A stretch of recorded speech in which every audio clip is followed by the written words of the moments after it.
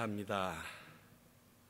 지난주 수요일 한 주일을 쉬었더니 수요일날 설교하는 게 굉장히 힘듭니다.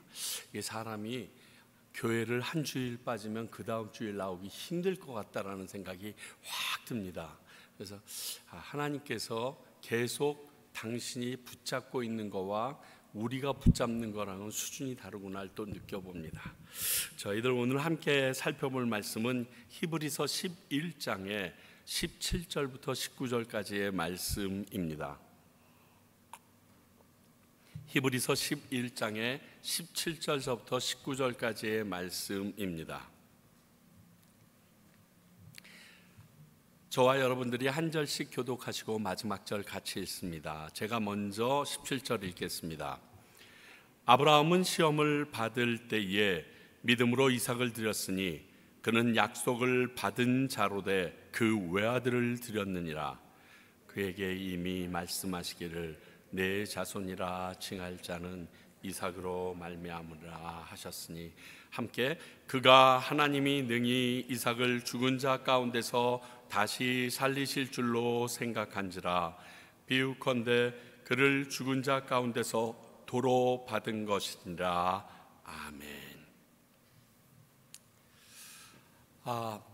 아마 오늘까지가 아브라함의 믿음에 대해서 여러 가지로 나누어서 중계되어지고 다음 주일은 이삭 그리고 야곱 요셉의 믿음이 증거가 되는데 하나하나 따로따로 생각해서도 해볼 수가 있겠지만 히브리서 기자가 내용을 전한 것을 보면 이삭에 대해서도 어떠한 한 부분의 믿음, 그리고 야곱에도 어느 한 부분의 믿음, 요셉도 그 한 부분의 사건을 중심으로 이야기한 것을 봐서 다음 주일은 이삭과 야곱과 요셉을 아예 전부 다 한 가지 믿음으로 세 가지 믿음으로 생각을 그렇게 해보려고 하고 오늘까지 아브라함의 믿음의 또 다른 차원을 끝내려고 합니다.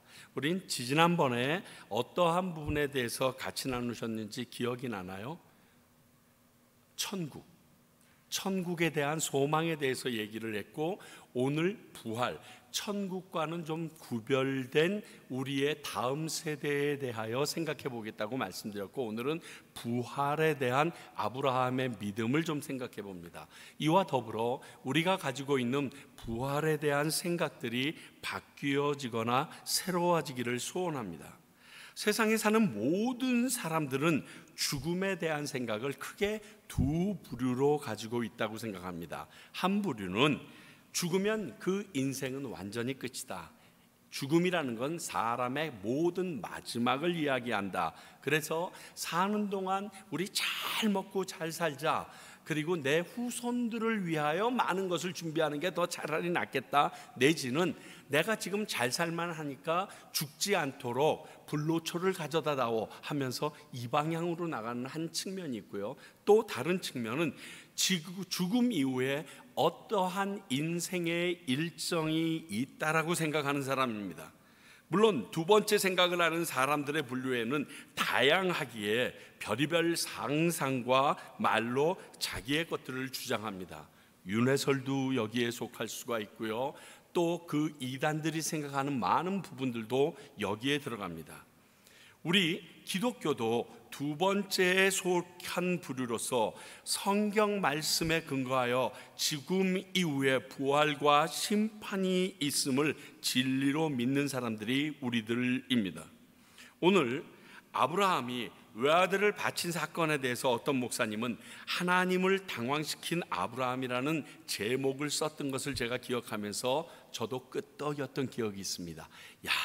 그 정도 믿음이면 하나님도 굉장히 당황스러웠겠다라고 그렇게 인정이 되어졌어요. 자, 오늘 히브리서 기자는 이 사건을 통해서 아브라함이 부활의 믿음에 대해서 말합니다. 정확하게 얘기하면 아브라함이 창세기 22장에 외아들 이삭을 바치라는 그 사건을 통하여 아브라함의 부활 믿음을 오늘 확인시켜 줍니다. 아브라함에게 있어서 하나님은 이미 경험한 대로 못하실 것이 없는 전능하신 하나님이셨습니다. 그래서 그분의 명령을 어떻게라고 묻지 않고 주저없이 순종하는 것이 오늘 아브라함의 모습입니다. 이것이 믿음의 조상의 모습입니다. 자, 그러면 어떻게 그게 가능했냐? 오늘 본문 말씀을 통해서 보니까요, 말씀에 근거한 믿음이었다라고 얘기했어요. 17절 볼까요? 그는 약속을 받은 자로 돼 그 외아들을 드렸대요. 자, 그리고요 18절에 그에게 이미 말씀하시기를, 이렇게 얘기하면서 하나님의 약속의 말씀, 오늘 아브라함의 부활의 믿음은 하나님이 이미 말씀하신 약속에 근거한다라고 얘기하고 있습니다. 자, 무엇? 첫 번째, 여호와의 말씀을 믿은 아브라함입니다.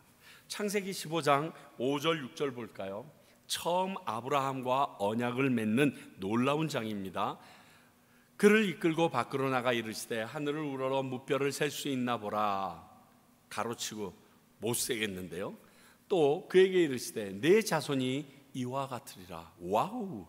아브라함이 그 여호와를 믿으니 여호와께서 이를 그의 의로 여기시느니라. 아브라함이 믿음의 조상이 된 것은요, 모든 곳을 찾아봐도 제일 정확한 이유가 여기입니다. 그냥 하나님께서 네 자손을 하늘의 별같이 줄게. 지금 애 하나도 못 낳았어요. 그래가지고 지금 이 당시에는요, 하갈도 등장하기 전입니다. 하갈은 16장에 등장합니다. 그래서 자기가 키우고 있던 엘리에셀이라는 종에게 내 모든 재산과 내 모든 장자권을 주겠다고 하나님에게 얘기했더니 하나님께서 아니다. 그리고 지금 하신 말씀이 이 이야기입니다. 그런데 이 말을 믿었다는 거예요. 대단합니다. 그런데 그의 생각이 틀렸다고 하시면서 하신 말씀인데, 하나님이 이를 믿었고 성경은 말하면서 이를 하나님이 의로 여기셨다라고 결론 지었습니다. 하나님의 평가입니다. 하나님이 진짜로 아브라함이 나를 믿었네? 지금 아무도 없는데 내가 하늘의 별같이 네 자손들을 해주겠다는 말을 진짜 믿었네? 이놈 넌 의인이구나 라고 얘기했다는 겁니다. 이후로 아브라함은 자신의 씨를 받을 후손을 통해서 민족을 이루실 거라는 믿음을 흔들리지 않고 갖고 있습니다. 지금 자기 자식 한 명도 없는데 이게 말이 안 됩니다. 그냥 말씀만 믿고 그냥 아멘하고 나갑니다. 자, 그리고 사라를 통해서 얻은 이삭의 씨로 이룬 민족을 말한다는 말씀을 듣습니다. 이게 뭐냐면 18절 볼게요. 그에게 이미 말씀하시기를 내 자손이라 칭할 자는 이삭으로 말미암으리라 말씀하셨다. 이게 창세기 21장 12절입니다. 한번 보세요. 하나님이 아브라함에게 이르시되 내 아이나 내 여종으로 말미암아 근심하지 말고 사라가 내게 이른 말을 다 들으라. 이삭에게서 나는 자라야 내 씨라 부를 것이다. 이게 무슨 사건이냐면 진짜 사라 90세 아브라함 100세 때 이삭이 태어납니다. 이삭이 태어나서 이제 잔치할 때쯤이 됐는데 이스마엘을 이삭이 굉장히 괴롭힙니다. 그 모습을 보면서 마음이 상한 사라가 아브라함을 찾아와서 저 하갈과 이스마엘을 내쫓으라고 얘기합니다.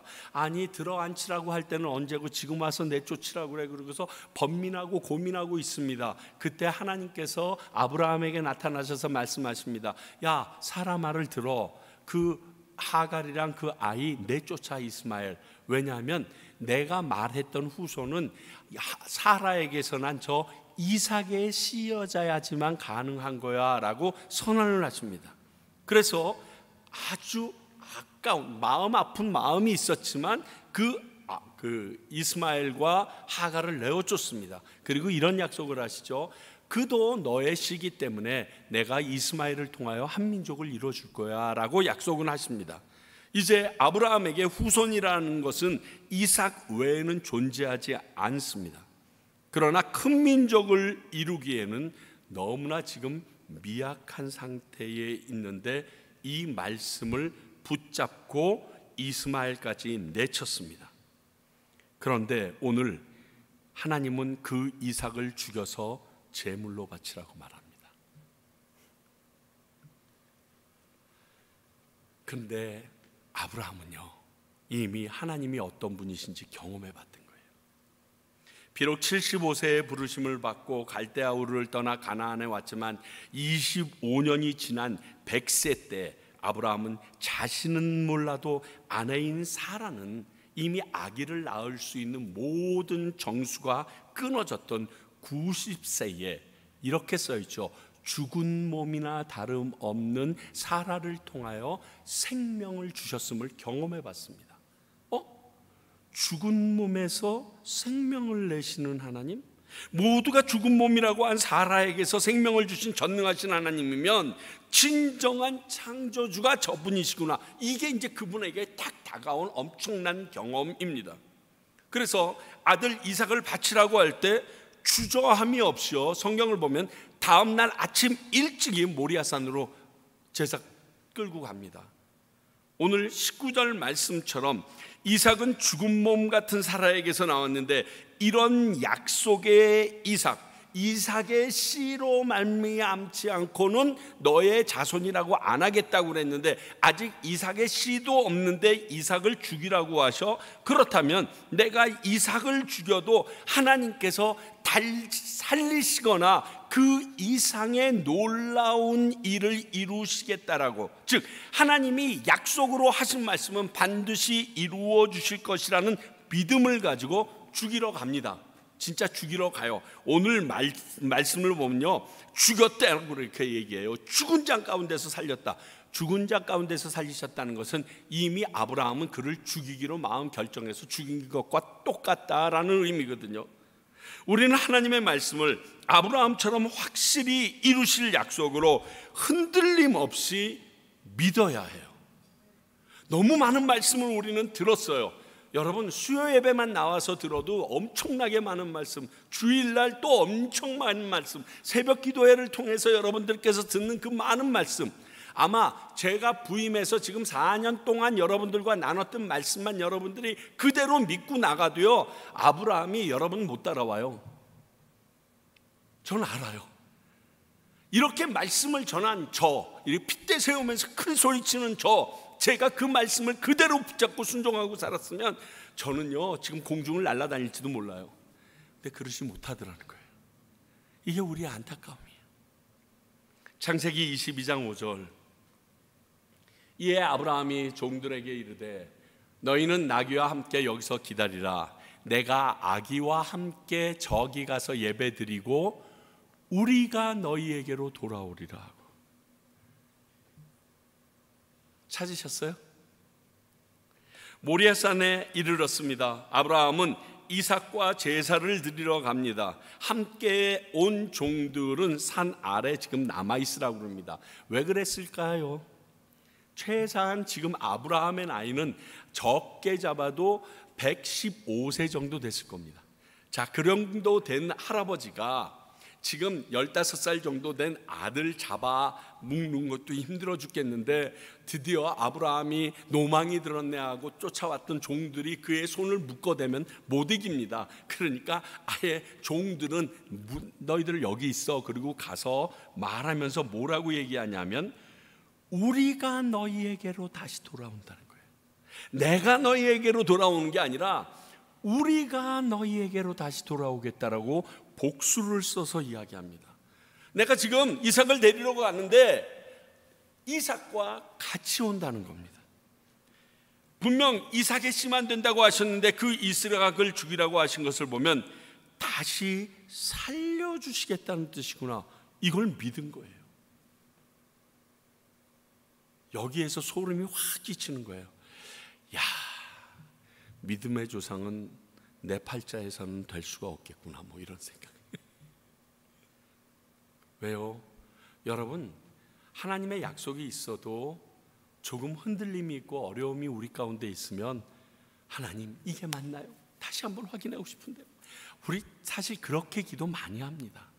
하나님께서 그렇게 그냥 하나님이 음성을 들려주시는 건 그건 헷가닥해서 잘못 들을 수도 있지만 성경 말씀을 통해서 확인시켜 주셨는데도 그 헷갈려서 하는 우리들인데, 정말 엄청난 믿음의 소유자입니다. 그러니 오늘 아브라함이 부활의 믿음은 반드시 이룰 거라는 하나님의 약속의 말씀을 근거한 내용의 믿음인 것이 확인됩니다. 그렇습니다. 우리가 가져야 될 믿음은 하나님 말씀에 근거한 믿음을 가지고 살아야 합니다. 그것을 하나님께서는 원하시고 우리 믿음의 선조들도 그 길을 갔고 앞으로 내 자녀들도 그 길을 가야지만 하나님의 뜻대로 순종하며 살 수 있게 됩니다. 까딱하면 놓칩니다.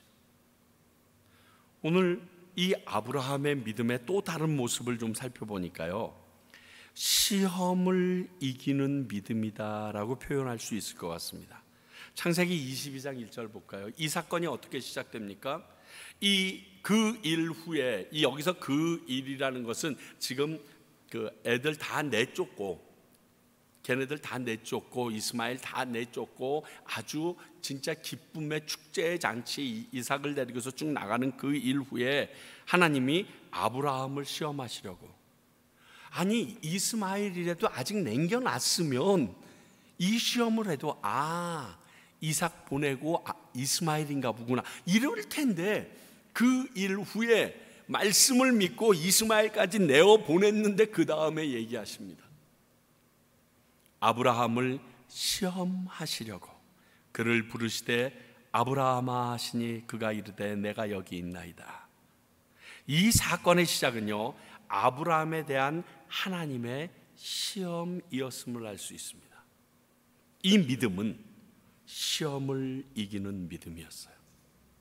우리 한국 사람들은요, 참 한국말이 다양하고 변화무쌍한데 헷갈리는 게 있어요. 혼용해서 쓰는 게 많아요. 자, 시험이라는 단어도 두 가지를 다 혼용해서 씁니다. 아시죠? 테스트, 그것도 시험이고요. 템프테이션, 유혹이라는 말이 있음에도 내가 시험 들었다, 저 여자가 나를 시험해서 내가 넘어갔다, 뭐 이런 식으로 템프테이션도 시험이라는 말로 혼용해서 씁니다. 그런데 같은 시험이라도 테스트 시험은요, 시험을 당하는 그 당사자의 유익을 위하여 하는 겁니다. 우리가 학교에서 시험 보는 건요, 그걸로 성적을 내서 대학 가기 위해서라고 요즘 애들은 생각하는데, 내가 배운 것을 확실히 익혀서 깨닫게 하기 위하여 공부하는 그 전략적인 시험이거든요. 내게 유익을 주기 위한 것이 그 시험이에요. 그게 테스트예요. 오늘 하나님께서 하시는 게 이 테스트예요. 템프테이션이라는 시험은요, 유혹이라는 이 시험은요, 상대방, 시험 당하는 사람이 넘어지는 게 목표예요. 부서지는 게 목표예요. 파괴되고 파멸되는 게 목표예요. 그가 이것을 통과해서 살아나는 게 원하는 시험자의 뜻이 아니에요. 이것 때문에 완전히 망해라, 완전히 꼬꾸라져라, 이런 마음으로 하는 건데, 오늘은 하나님께서 테스트를 보시고 계신 겁니다. 오늘 아브라함에게 하신 하나님의 시험은 테스트로서 아브라함의 믿음을 더욱 굳세게 하기 위한 시간이었습니다. 그리고 이 시험을 통해 아브라함은 부활에 대하여 더 굳은 믿음과 세상 그 무엇보다 하나님을 경외하는 것이 가장 중요한 것이 확실한 사람인 것이 증명되어집니다. 우리가 흔들림은 하나님에 대한 굳은 믿음이 부족하기 때문입니다. 정확히 하나님 말씀에 대한 부족한 믿음 때문입니다. 예수 믿다가 저같이 예수님을 중심으로 사역을 한다고 모든 인생을 거기에 올인했다는 사람들조차 믿음이 흔들리고 말씀에 대한 의심이 생기기 시작하면요, 별의별 짓 다 합니다. 왜 목사가 돈을 모을까요? 왜 목사가 은퇴쯤에 재물을 소중하게 여길까요? 하나님의 말씀을 못 믿어서 그래요. 물론 그렇게 해서 객사해서 죽을 수도 있어요. 그러나 하나님께서 당신을 믿고 따르는 자에게 주시기로 했던 그 상급을 기억하면 어떠한 모양으로 내가 죽든지 그게 두려울까요? 그런데 그렇게 매일 설교했던 최유찬, 아니 나와 같은 목사들이 마지막에 자신들이 설교했던 모양대로 살지 못하고 남들보다 더 급급하게 물질이나 내 주변의 상황들을 세우려고 하는 이유는 하나님의 말씀을 내가 확실하게 믿지 못해서예요. 아니 여러분, 하늘나라 좋다는 거 믿으세요? 천국이 좋다는 거 믿으세요? 지금 여러분들이 살고 있는 여기보다 천국이 훨씬 좋다는 거 믿으세요?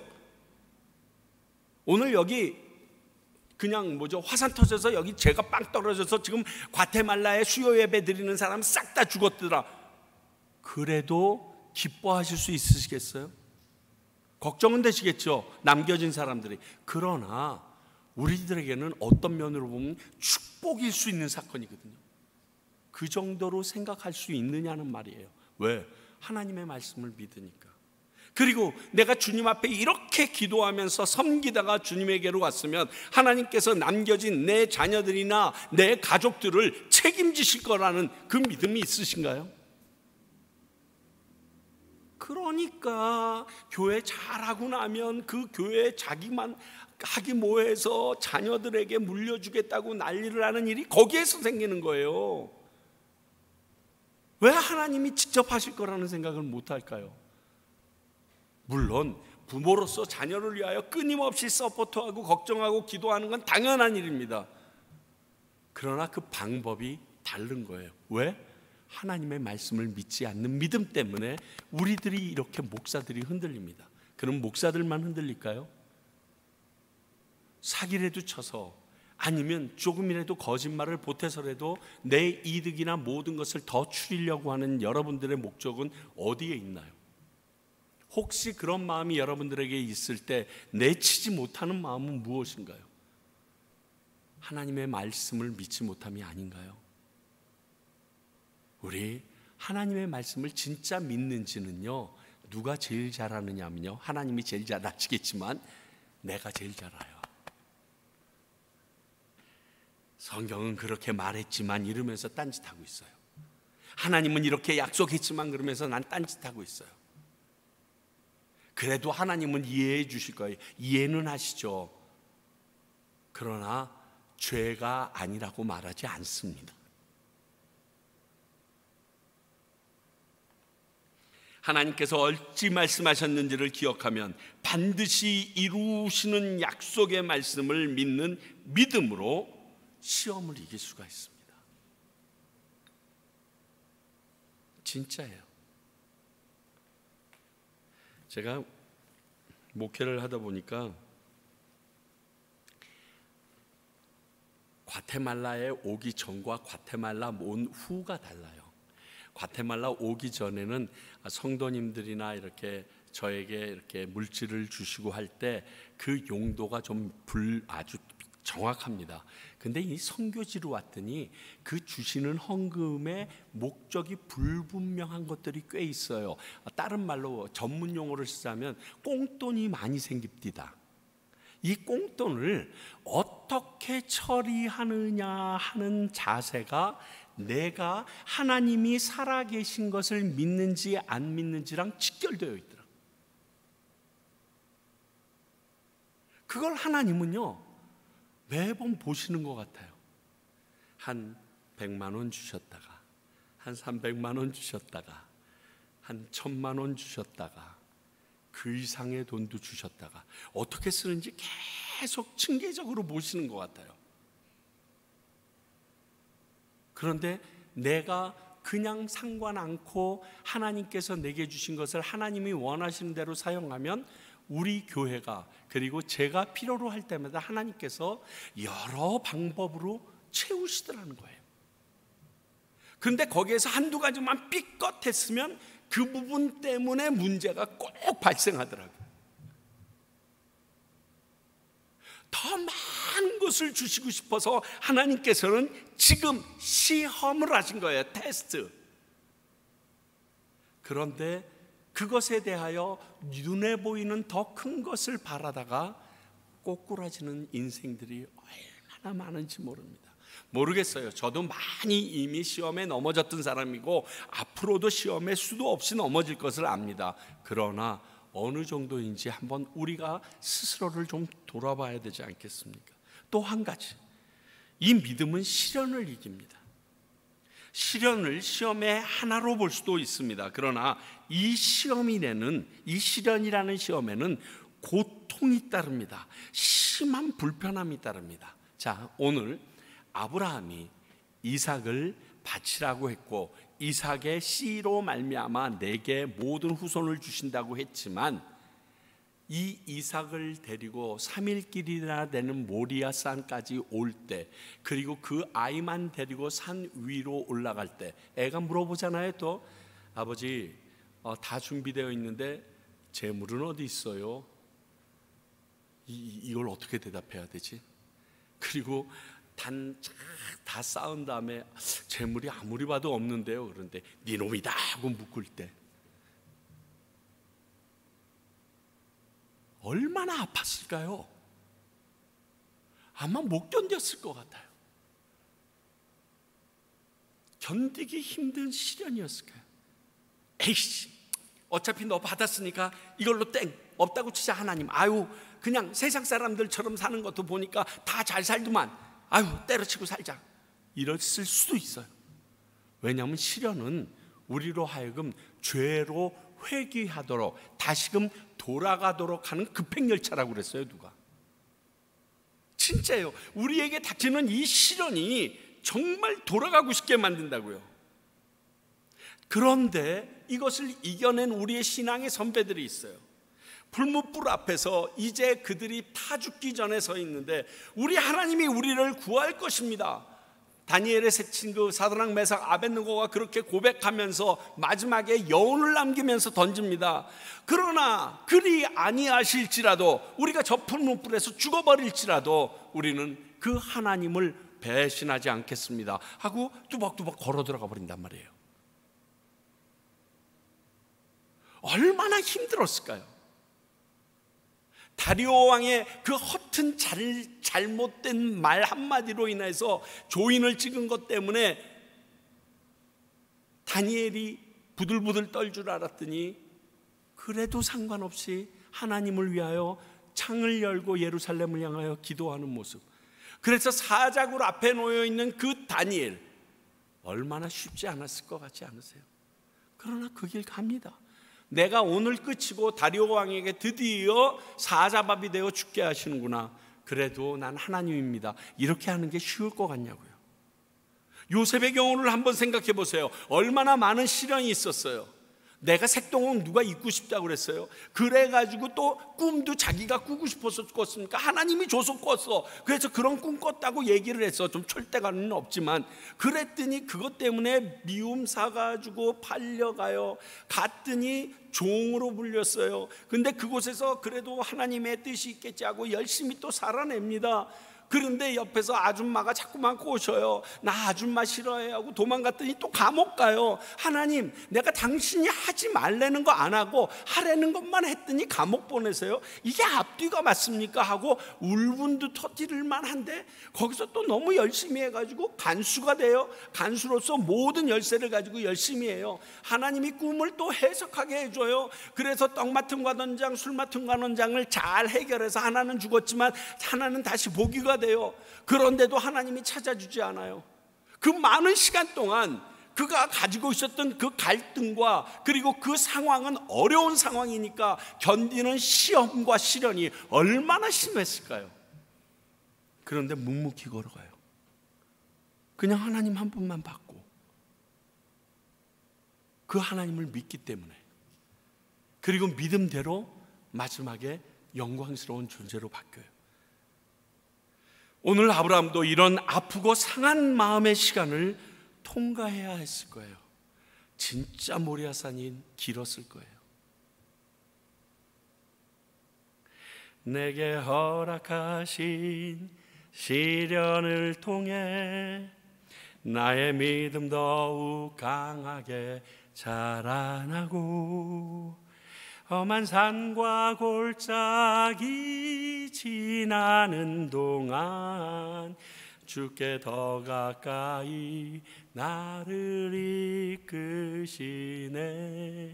내가 겪는 시험이 어렵고 힘겨워도 내 주님보다 크지 않네. 내 앞에 바다가 갈라지지 않으면 주가 나로 바다 위 걷게 하리. 나는 믿네. 개인적으로 우리 유은성 전도사, 어쩌면 이번 5월에 우리 내년 5월이죠. 김삼호 목사님, 김병삼 목사님이랑 같이 올지도 모르겠는데, 우리 뇌암이 다른 곳에 2개가 더 전이됐다는 소식을 오늘 들었어요. 자기가 부른 노래예요. 3집.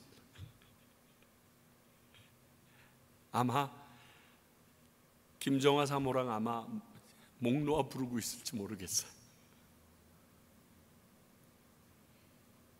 유은성 전도사가 이 찬양의 가사처럼 우리가 지금 나눈 다니엘과 사드락 메삭 아벳느고와 요셉처럼, 그리고 오늘의 이 아브라함처럼 믿음이 흔들리지 않기를 개인적으로 정말 간절히 기도합니다. 그리고 그 일은 지금 이 자리에 있는 저를 포함한 여러분 모두에게 다 있을 수 있는 일이라는 거예요. 우리도 아브라함처럼 이런 시련을 이겨나가는 믿음이 소유되어지길 바랍니다. 그것이 하나님의 말씀에서 근거된 아브라함이 오늘 소유했던 믿음입니다. 그리고 하나 또 이렇게 제목을 붙여봅니다. 이 믿음은 하나님도 당황시킨다는 그 말 그대로요. 창세기 22장 11절 12절 볼까요?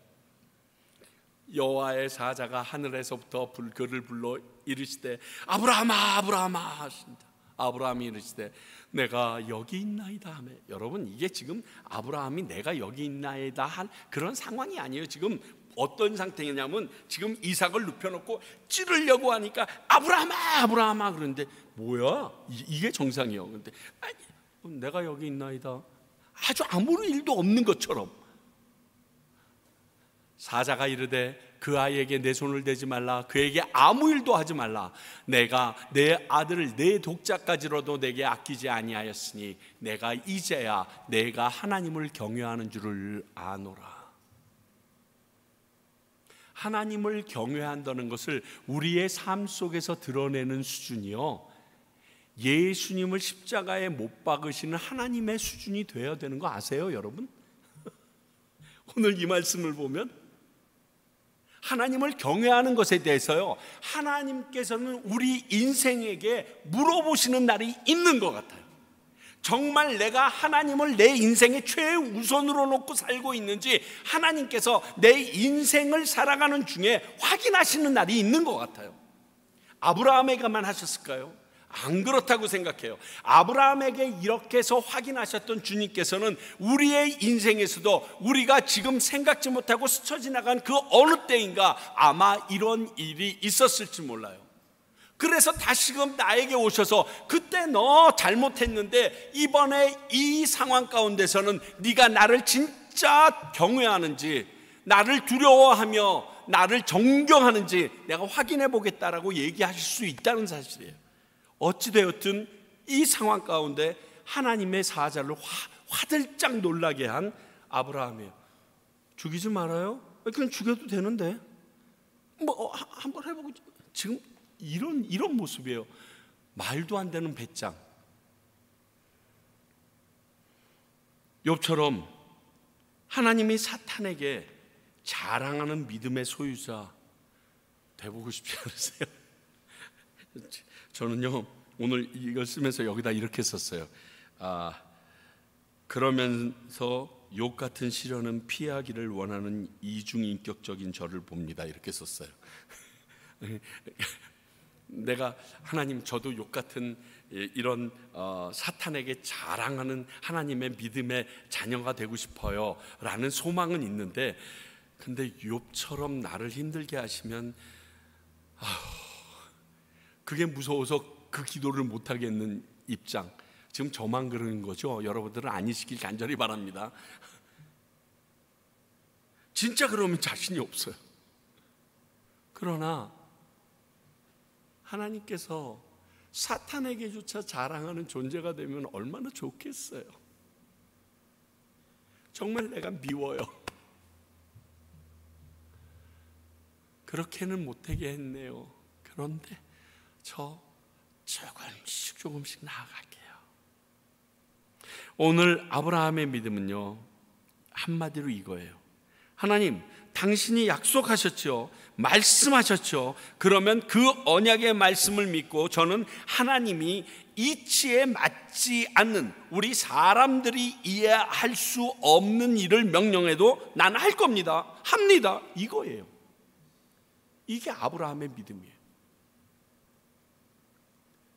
그래서 자신이 한 번도 경험해보지 않았지만 이삭을 죽여도 하나님은 자신의 약속을 이루시기 위하여 다시 살려내시고 그로 인하여 후손을 주실 것이라는 부활의 믿음을, 그 누구도 한 번도 들어도 보지 못한 이 부활의 믿음을 그는 꿈꾸고 이삭에게 칼을 대려고 했던 거예요.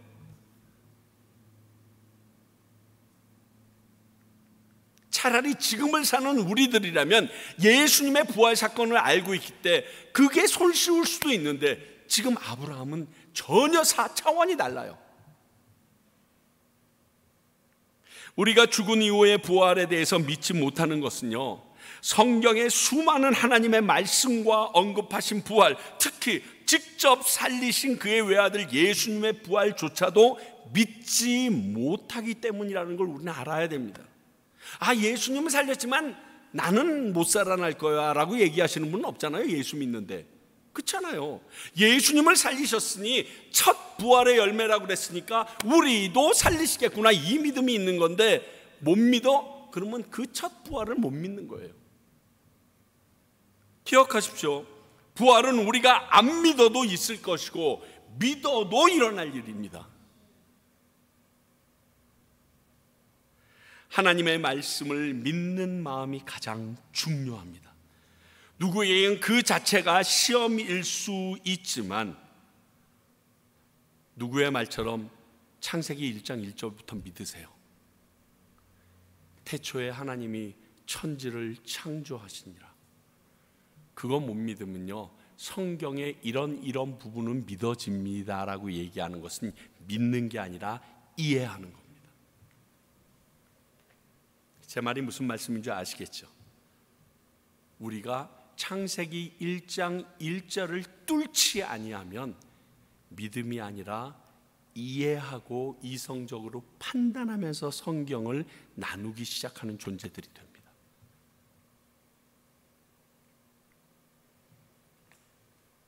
오늘 히브리서 기자는 그 아브라함의 부활 신앙을 높이 평가하고 있습니다. 우리도 이런 평가를 받는 믿음이 있었으면 좋겠습니다. 여러분들께서 오늘 이후로 읽는 모든 하나님의 말씀에 대하여 동그라미 치면서 한번 읽어보세요.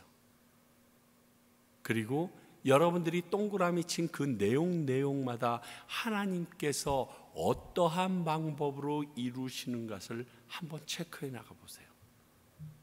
정말 기겁할 정도로 정확하십니다. 미리 이루어졌어도 안 될 것들이 있어요. 내 인간 됨됨이 때문에 지금에야 이루어져야 당연하다라고 느껴지는 것들이 있다니까요. 오늘 아브라함의 믿음, 부활의 믿음을 언급하면서 그의 그 부활의 믿음은 하나님의 약속을 믿는 믿음에서 시작되었고, 그 믿음은 어떠한 시험이 와도 이겨낼 수 있는 믿음이었다는 것을 배웁니다. 우리도 그 믿음 소유할 수 있길 바랍니다. 아니, 이미 가지고 계십니다. 조금 단돌이 하세요. 좀 더 정확하게 보세요. 그리고 그 말씀 속에 내가 쑥 들어가 버리세요. 그러면 이 아브라함이 가진 믿음을 와, 믿음의 조상 이렇게 얘기하지 않고 모든 하나님의 사람들에게 주시는 하나님의 선물이라고 받을 수 있는 순간이 오실 겁니다. 그 모습으로 우리 살아봐요. 세상은 이해 못하지만 우리는 하나님 때문에 이해하고 깨닫고 믿고 나가는 그 믿음의 소유자가 되길 바랍니다. 기도하겠습니다. 하나님 아버지, 아브라함의 부활을 얘기하면서 정말 다시금 한번 내 안에 아브라함과 같은 믿음이, 그 부활에 대한 확고한 신념이 있는가 생각해 봅니다. 어떨 땐 있다가도 어떨 때는 사라져버리는 그 불명확한 나의 믿음, 불완전한 흔들리는 나의 믿음을 보면서 정말 아브라함과 같이 하나밖에 없는 외아들 이삭을 죽이는데도 서슴지 않는 말씀을 붙잡고 나가는 믿음 주시옵소서. 갖기 소원합니다. 그 말씀을 붙잡고 내가 알고 있는 모든 주님의 백성들에게 복음을 선포하는 저희들 되게 하여 주시옵소서. 지금은 우리 주 예수 그리스도의 크신 은혜와 하나님 아버지의 말할 수 없이 크신 사랑과 그리고 그 모든 말씀이 믿어지도록 역사하시는 성령님의 역사하심이 아브라함처럼 약속의 언약의 말씀을 믿는 믿음의 사람이 되길 원하는 주님의 귀한 백성들과 그 믿음 가운데 세워진 평강교회, 또 나를 통하여 구원을 이루어 주신 그 하나님을 믿는 믿음으로 지금도 잃어버린 영혼들에게 복음을 전하고 계시는 선교사님 위에 이제로부터 영원히 함께 하시기를 간절히 축원하옵나이다. 아멘.